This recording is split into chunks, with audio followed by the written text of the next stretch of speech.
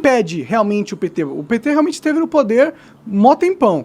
O que impediu eles de fazerem as coisas, tipo a reindustrialização que eles tanto falam?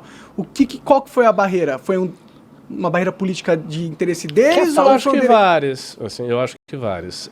Em primeiro lugar, a relação muito espúria e negativa que o PT estabeleceu com o sistema rentista brasileiro, com os bancos. Isso é uma coisa que não se pode também negar.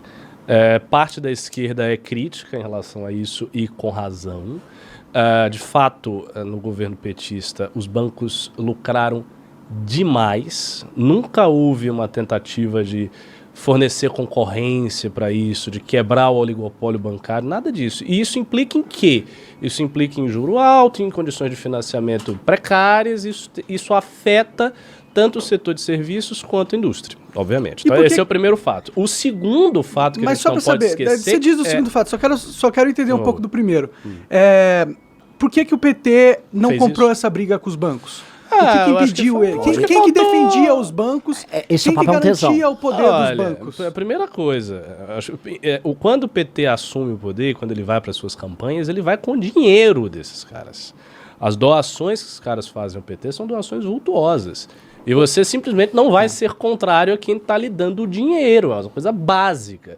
Se você tem um setor da economia que está na tua campanha, você quer sair qualquer coisa, ele está botando muita grana na tua campanha, então óbvio que você está preso a esses interesses. Então acho que essa é a primeira coisa. A segunda coisa, eu acho que faltou coragem ao PT de fazer certas coisas, até de fazer certas coisas do seu próprio programa de esquerda. Meio que o PT entrou numa certa conciliação para manter a sua força e foi para um outro caminho. E eles entenderam que não tinha que mexer nisso aí. E o que eles tentaram fazer aí para realizar o seu programa político foi basicamente entregar recursos à população mais pobre, né, criar o Bolsa Família, das migalhas, né? Exatamente. Eu diria mais do que migalhas, assim, foi um programa, é um programa importante. Porque a situação mas pro Estado é migalha, assim, tipo, sim, o budget não é resolutivo. Não é um programa que resolve o problema. Mas posso fazer um parênteses? É que não foi só o Bolsa Família. Naquele período você teve, muito por conta do Proer e o Fernando Henrique arrumou o sistema financeiro brasileiro ali. E o PT viu uma grande bancarização, não foi total ainda, a gente ainda nem bancarizou a população brasileira toda, mas houve uma bancarização e houve uma abertura de crédito. Sim. E aí, como você teve boom das commodities, teve injeção de dinheiro no Brasil, se aumentou o poder de consumo aqui dentro e essas pessoas passaram a ter crédito. Aí houve aquela história que o Lula falava, a pessoa passaram a comer picanha, a pessoa trocou o jegue pra uma moto. E compra TV Vivão, E aí ele vê, e isso aconteceu. Então, além do Bolsa Família, houve esse processo que acompanhou. Houve para muitas pessoas, estava completamente miserável, entrei no Bolsa Família, passei a consumir. O problema é que, assim, aquilo era Bom, é que eu cortei teu raciocínio, deixa eu devolver. Eu só queria fazer esse parênteses, porque não foi só o Bolsa Família. Eu acho interessante o que você está falando, porque isso é algo que o PT fez com a ajuda dos bancos. Quem que ajudou esse crédito a vir? Quem que fez o meio de campo, né? Mas não PT. É uma ajuda, isso é uma coisa sistêmica. O banco teria que ceder o crédito. O banco, na verdade... O banco tem interesse, né, de fazer isso. Inclusive porque ele cobrava juros bem extorsivos nessa época também. Sim, ele ganhou muito. Mas assim, é natural, faz parte do processo econômico e o banco... Assim, o banco já faz muito pouco no Brasil. O banco, a coisa que ele menos quer fazer é emprestar dinheiro de verdade e correr risco no capitalismo real. O banco no Brasil adora cartão de débito e cobrar taxinha da galera, que eu vi na real que o banco gosta de fazer mesmo é isso. E ele fez um pouco disso, né? Um sistema super fechado, é um oligopólio bancário, mas era um processo. O lance, assim, toda a lição de casa que foi feita no governo Fernando Henrique, ela foi aproveitada pelos governos do PT. O primeiro governo Lula e até a metade do segundo governo Lula, ele surfou demais e foi um governo até a metade do segundo, até 2007, 2008, foi um governo liberal em termos econômicos. O que ele não foi é reformista. E essa é a grande dor. Porque o PT nunca acreditou nisso. Então não dava para cobrar deles um programa que eles não tinham. Porque esse é outro erro por exemplo, comentaristas econômicos, liberais que escrevem na imprensa, que eles dão broncas. O PT não fez a reforma. O PT não queria. E o PT era contra essas reformas. Ele avisou que não faria essas reformas. O PT não fez privatizações, não tratou da questão da Previdência para valer, ele fez até a reforma do fator previdenciário, mas não fez uma reforma Previdência aprofundada, não tratou de gastos públicos, não fez uma reforma trabalhista. Lógico, porque o Lula era contra publicamente conta essas coisas. Agora, se tivesse feito uma reforma, uma agenda de competitividade ali entre 2003 e 2010, o PT não teria saído do poder. É verdade. Ele não teria saído do poder. O PT teria ganho todas as eleições Se ali. tivesse reformado o país, ele nem deveria sair do poder, né? Mas o que aconteceu é que eu acho que o Lula... É que eu não queria terminar atrapalhar teu Não, raciocínio. eu ia falar, o segundo fator que eu ia levantar tem tudo a ver com o que você está dizendo, que é o seguinte, o PT buscou equalizar a condição socioeconômica do povo brasileiro através da expansão do crédito e do aumento do poder de consumo. Ao fazer isso, ele deixou de lado o problema principal que estava em jogo, que é a questão da produtividade do Brasil. Exato. Então, quando ele deixa esse problema, ele não ataca esse problema, ele passa a não atacar uma série de gargalos nacionais. Inclusive, ele condena Produtividade a população. baixa, situação trabalhista muito complicada e carregada. Então, nunca foi feita uma reforma trabalhista dura, efetivamente, que mudasse a relação de trabalho e que pudesse, portanto, entregar ao Brasil a competitividade necessária para disputar com os caras de fora. Então, isso não foi feito, porque não era do programa, da visão do PT fazer isso. Sim. E aí, os problemas de produtividade, os problemas de industrialização, os problemas de competitividade, eles foram relegados para um segundo plano. E o PT tentou equalizar a situação do povo através dessas medidas. Mas são medidas paliativas, e se viu que eram medidas paliativas. Sim. Então foi esse cluster de fatores. Inclusive, esse é o ponto principal, eu acho, do meu argumento aqui. Essas medidas, elas não tinham com nenhum propósito realmente engrandecer o país como nação ou como estrutura estatal. Muito pelo contrário.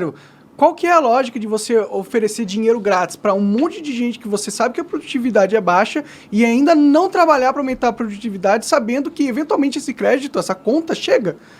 No começo o crédito é maravilhoso, mas agora a gente tem metade da população endividada. Então, estrategicamente, politicamente falando, essa é uma estratégia plenamente eleitoral e egoísta. Não é um ponto positivo do governo Lula. Muito pelo contrário, é um ponto negativo. Ele deu cocaína para um mendigo. O mendigo teve overdose, entendeu? Foi isso que aconteceu. A ausência do ganho de produtividade mesclada com a ilusão que eles tiveram. Porque acho que uma coisa que rolou, que tem a ver com o banco que você falou, foi o aburguesamento do PT. O fato do Lula começar a andar nas altas rodas, não só aqui como fora do Brasil. Toda a elite do PT começa a andar com grandes empresários, começa a ficar rico, começa a viver bem. E eu acho que eles chegaram, vamos dizer, num equilíbrio interessante entre o programa. Nós estamos tirando as pessoas da pobreza, ao mesmo tempo a alta burguesia está feliz conosco, eu saio na capa da Economist.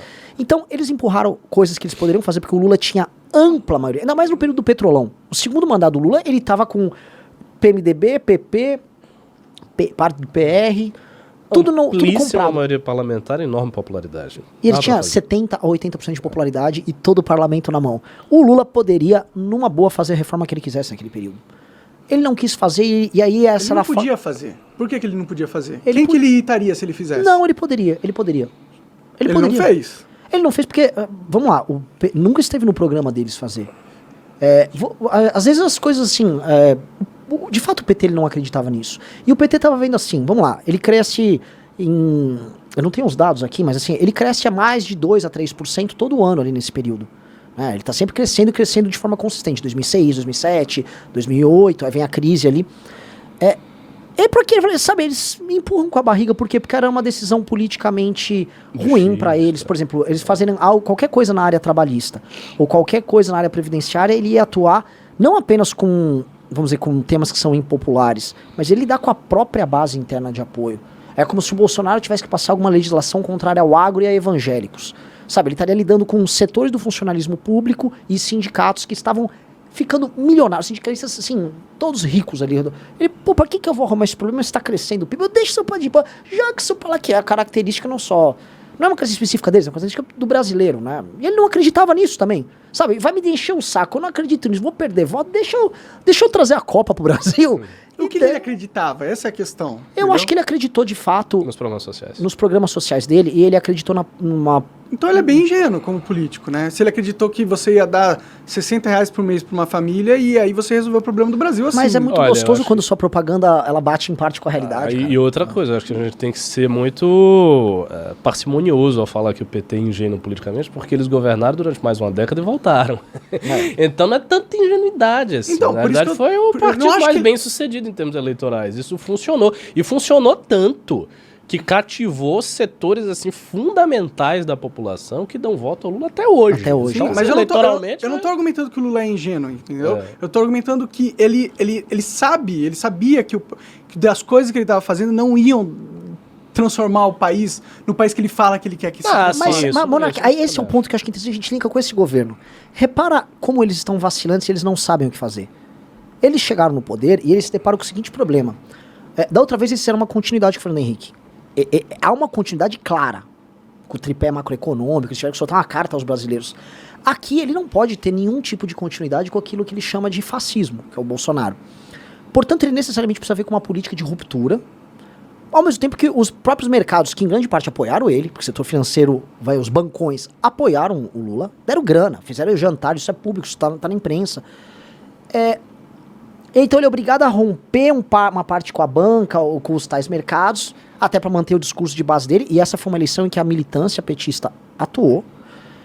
E como é que, sabe, como ele conjuga isso? Ele não tem um projeto, até porque todos os projetos alternativos na América Latina, vamos dizer, uma ortodoxia liberal, foi tentado um pouco no Chile, os caras teve que voltar atrás. Foi tentado na Argentina, foi um desastre. Todos eles não deram bom. A ruptura está sendo rechaçada, né? Sim, e você pega, tirando o caso do México, do López Bolívia Obrador. também. Bolívia. E sim, tirando o caso do México, que o cara ainda tá bem aprovado, e ele é um populista diferente do López Obrador, né? Mas, assim, essas tentativas agora de dar uma guinada mais à esquerda, não deram certo. Porque no começo, assim, a onda vermelha na América Latina no começo dos anos 2000, a Venezuela chegou a apresentar um período de crescimento econômico substancial ali no começo, que deu base pro Chávez dar o golpe dele. Mas assim, o Brasil cresceu, a Argentina cresceu, todo mundo ali cresceu. Então, eu acho que o repeteco que os caras foram dar não deu bom. E o Lula, acho que ele não tem nem coragem, nem base pra tentar uma pauta tão heterodoxa. Tanto que o Haddad tá vindo aqui tirar a desoneração dos combustíveis. Entendeu? A gente pode discutir por que eles estão fazendo isso ou não, mas onde a gente linka com isso? Quem disse que eles tinham, né, nessa parte econômica, tanta certeza da agenda Unicamp deles, por exemplo, da agenda mais heterodoxa econômica? Quem disse que eles vão querer tocar? É muito complicado pro PT isso, porque o PT é um partido que ele não rompeu com as elites brasileiras. Sim. Então ele não... Então, são braços da oligarquia, então se eles não conseguem romper com as elites, e eles fazem um governo que tem participação direta dessas mesmas elites, que participaram do processo eleitoral do Lula, como é que ele rompe economicamente? Eles são as elites, eles não querem romper, eles fazem parte desse sistema. Mas eles não se veem organismo dessa próprio. maneira também. Então, tem um detalhe aí, porque eles têm um problema de autoimagem, que a grande contradição do PT hoje é a contradição que divide, por um lado, a militância petista, que cobra posições mais à esquerda do partido, que fez uma crítica muito extensiva à postura do PT na época do impeachment, dizendo que o PT tinha caído naquela situação de golpe parlamentar, segundo a perspectiva deles, por conta da perda da relação mais íntima com os movimentos sociais, com as suas antigas bases. Então, essa crítica ela está dentro do repertório de discussões do PT. Eu sempre falo no News, eu fui, na época, a vários colóquios que tinham intelectuais petistas notórios, e fui lá e assistia, e assim, 90% da discussão era crítica ao PT ter feito conciliação de classes, ter se afastado do movimento social, ter feito isso, ter feito aquilo. Ou seja, eles estavam dizendo, olha, o PT entrou nesta crise aí que culminou com o impeachment de Dilma Rousseff, porque fez essa conciliação, porque cedeu demais ao grande capital, porque cedeu demais aos bancos, etc, etc. Portanto, o que nós temos que fazer? Nós temos que retomar o fio condutor de um espírito mais aguerrido, que era o espírito de antes da Carta ao Povo Brasileiro, de antes da transformação do Lula com o terninho armante, quando o Lula era sindicalista e gritava lá que ia fazer e ia acontecer. Ou mesmo o PT nos 90. Que era tiro, porrada e bomba, Erundina. O PT nos 90... Erundina tentou fazer muita coisa, e não deu certo. Segundo o mandato do Fernando Henrique, ele não conseguia governar. Tudo era greve. Exatamente. Vai privatização, greve, pedidos de impeachment um atrás do outro. Assim, era um PT muito diferente desse PT que a gente conhece. Mas aí que tá. Isso é a militância pressionando, os intelectuais pressionando. Só que quando você vai pro patamar do exercício efetivo do poder, entra em jogo todos esses elementos da elite que seguram a mão. Porque você tem dinheiro do banco, você tem oligarquia, você tem parlamento, você tem muita coisa ali em cima. E aí, qual é o resultado que, segundo eu vejo? Eu acho que você vai ter um governo híbrido. O PT está começando esse governo, nesse período curto que a gente tem, com posições híbridas. Por um lado, tem o Haddad sendo um sujeito mais do diálogo com o mercado, essa é real. Por outro lado, você tem aquela ministra, não sei se era ministra, que ela estava lá dizendo que tinha que se fazer manifestações para baixar a taxa Selic. Era a ministra, qual era essa aí? Eu esqueci o nome dela, mas ela tá falando isso. Você tá fazendo um discurso bem militante. Temos que ir lá e reunir as pessoas para baixar a taxa Selic no pulso e tal, imaginando que a reunião do Copom vai baixar a Selic. E a Glaze agora, sobre isso? A Glaze jogou, eu não sei se é aquele jogo duplo, né? A gente vai vir com teus estratégia das tesouras do PT, mas assim, é o Haddad tirando a desoneração e a Glaze indo contra do outro lado. Eu não acho que isso, por exemplo, eu não acho que isso seja fake. Eu Também acho que o partido está dividido, ele está todo tensionado. Então, essa tensão configura a ação política do PT hoje como uma ação híbrida. Ele precisa atender coisas da militância. Por exemplo, a gente estava comentando no News antes aqui, na live de tarde, como o PT está criando uma estratégia de acirramento das tensões no agro, no campo. O PT está fazendo isso, que é um PT muito década de 90, década de 80, buscando a legitimação do MST, que foi bastante deslocado no período de governo e que deixou muitos líderes do MST insatisfeitos com isso. Entendeu? Então, o PT tá nessa situação, ele está híbrido. Ele vai para um lado, ele tem que atender a militância, ele sabe que tem um grande capital, ele sabe que ele não tem condição de... ele não tem a força para fazer essas coisas. No ápice da popularidade do Lula, o Lula tinha 80% de popularidade, 70% de popularidade. Hoje ele tem 50% dividido com metade do país querendo que ele se... que ele seja preso. Que seja preso. Eu sou um desse. Então, mas é uma situação muito dramática para os caras, porque eles não vivenciaram uma oposição real, tão agressiva e dura assim. Pô, quando o PT assume, ele assume da mão de Fernando Henrique Cardoso, do PSDB, outra lembra do vamos deixar ele sangrar no mensalão? O Fernando Henrique senta e fala, deixa sangrar que ganha a eleição. Tinha um impeachment ali que poderia ter andado contra o Lula. E por quê? Você acaba de assistir um corte do Monarch Talks, agradeço demais, mas se você quiser ver o vídeo na íntegra e acompanhar ao vivo todas as transmissões, você tem que ir lá no rumble.com/monarch para não perder nada. Segue a gente lá.